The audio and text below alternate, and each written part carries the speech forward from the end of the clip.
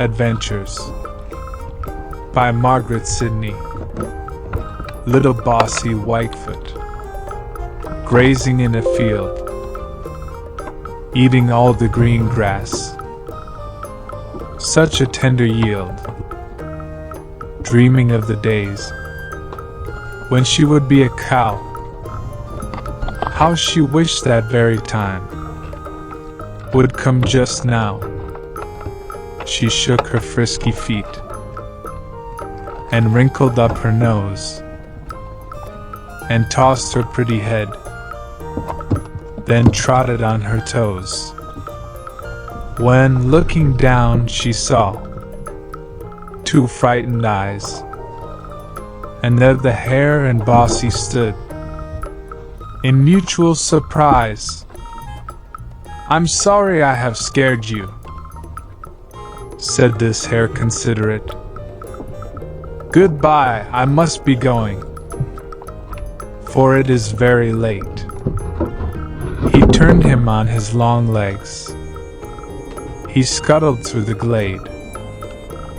He held his head as if, forsooth, he never were afraid.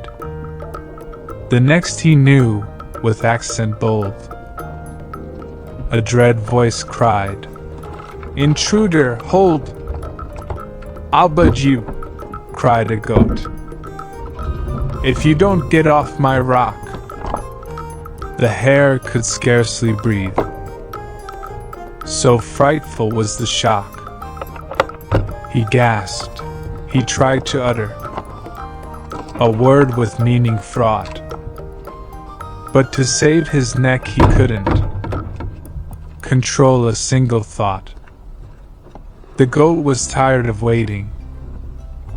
He started for the hare, only to find a vacant place, only to stand and stare, for a flash of flying feet, a glimpse of a gleaming eye, was all that marked this hero, who'd rather run than die.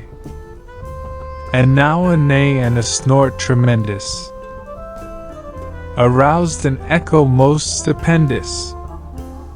A Mustang gay, a Mustang free, looked at the little hare carelessly, looked then curveted, inviting to play. But the hare almost trembled its life away. "No, no, no!" he cried, in wild protesting. "I haven't come for play, nor any jesting." "Ha, ha!" laughed the Mustang. And then, "Hey, hey!" and kicking up his heels, he began to neigh. The hare stole off. In fact, he ran as he hadn't run before, from beast or man. He tucked under fences. He skipped around trees. He didn't pause to take a look, or even stop to sneeze, when a horrible bellow, a wheeze and a snort, came close to his ears, with loudest report. And a bull most furious, with rage not spurious, dashed up with a curious bow and a stare.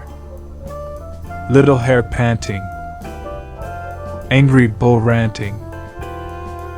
"Ah, what a race! Oh, and he'll catch him, then he'll dispatch him." Pitiful chase! 'Twas a hairbreadth escape, I tell you true. I'd have given a dime to have been there in time, to see them sweep by, those 3 little lambs, playing in clover, called to the frightened hare, over and over, come with us into this pretty spot?" gasped he, flying past. "I'd rather not. Rather not, indeed." Each lamb rubbed his eye, then stared in calm disdain to see him onward fly. "He may," then all exclaimed, in accents terse, "go further if he cares, and fare much worse. Wish were on his track. Fast at his heels comes a flying pack, baying, snapping, howling, yelling. Can he get away? There is no telling. Fly little swift feet over dale and hill. Take him dashing, flashing by the mill. Tips of his toes twinkle, twinkle fast. Don't let the dogs eat him up at last. Don't let the hungry, cruel jaws snap off his pretty little velvet paws.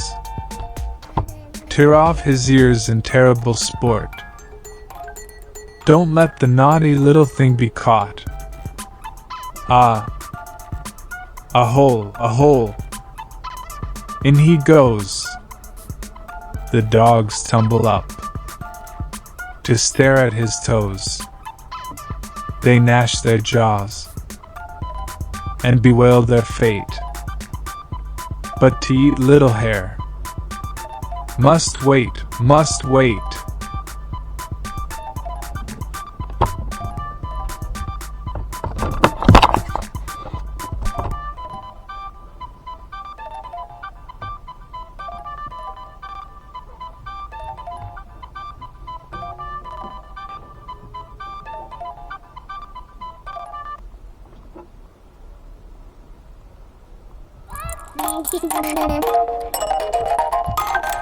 Bye.